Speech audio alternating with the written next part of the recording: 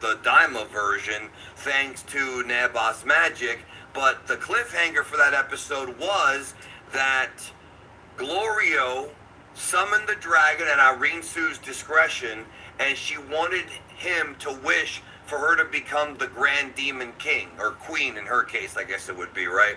To rule the demon realm. Now, that was the cliffhanger. He started making the wish in Namekian, and that takes us to episode 19. Alright, so spoilers, here we go. The first 10-15 seconds of this episode is what people have wanted. Y'all thought they were going to wait till the very end to do this, which I don't blame you. When I first got into this and started looking at what they were doing, I thought they were going to wait till the very end, but no. Goku and the gang get turned back into adults again, which means that Glorio didn't do the right thing. And this is all, obviously, if you watch the previous episode, there's that part where he's thinking about the adventure he had and how they kind of bonded. Even though they weren't super close, they still bonded, and they still went on this adventure together. So what happens is they all become adults again. Now, there's a couple of pretty big revelations in this episode that I'm going to get to. First of all, if you're a fan of Vegeta, this episode was designed to be a dream for Vegeta fans, because Vegeta took about 75% of this episode. It's kind of, I didn't think, I knew that Vegeta was going to fight him in this episode. People had asked me on super chats, I was like, yeah, I know he's still in the fight, but I didn't think it was going to be this much. So Vegeta fights Goma for the majority of the episode, and we actually get, a lot of people wanted this, we get the adult variant of Super Saiyan 3 Vegeta. First he fights him in base, and it's interesting because in base he actually manages to hit Goma a few times. Then he goes into Super Saiyan 3 adult. So the big revelation, the first one I want to get to, is that the decrease in power that they received from becoming children from Goma's wish was much bigger than we had all thought, including me.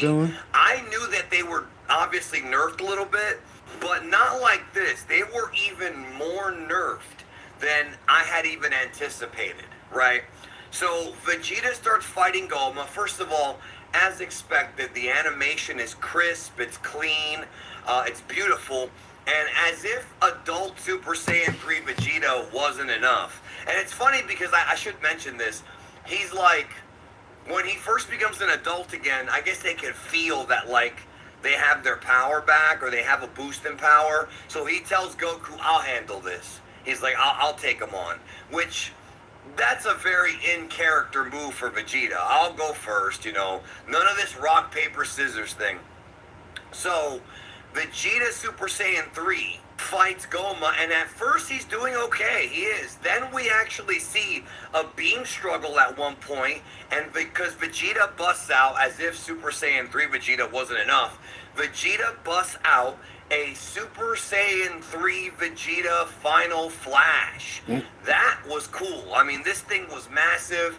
The art is going to be everywhere. I'm sure of it. There's going to be art of this all over the place. You understand what I'm saying? All over the place. And what happens is the blast is so powerful that it sends Goma deep into the skies. The way it looked, many of you have already seen it, he flies up into the sky, right? And then he's in the sky, and then you see these beams of light coming down. So they're basically trying to make you think that Vegeta got him.